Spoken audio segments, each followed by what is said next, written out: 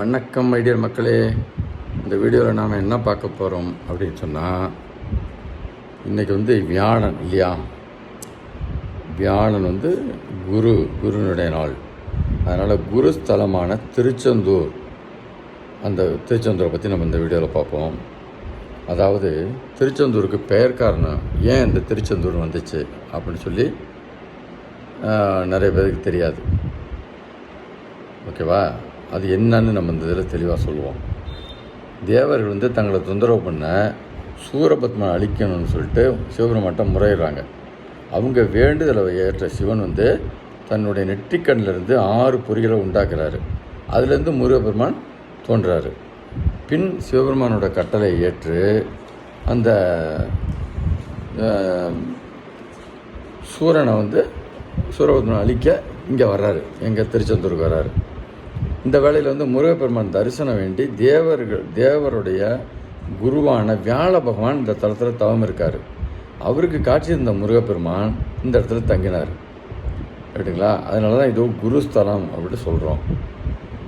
அவர் மூலமாக அவங்களோட வரலாறையும் தெரிஞ்சுக்கிறாரு. யார்? அந்த சூரபத்மனுடைய வரலாறை.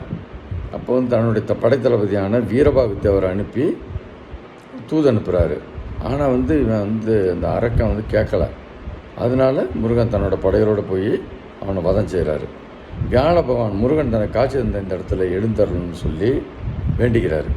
அதன்படியே முருகனும் இங்கே தங்கினார். அதனால தான் பின்பு வியாழ பகவான் விஸ்வகர்மாவை கூப்பிட்டு இங்கே கோயில் எடுப்புறாரு. முருகன் சூரனை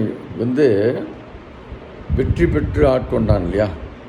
அதனால தான் இவர் செயந்திநாதர் அப்படின்னு அழைக்கப்படுகிறார். இங்கே பிற்காலத்து இந்த பேர் தான் செந்தில்நாதர்னு ஆயிருக்கு.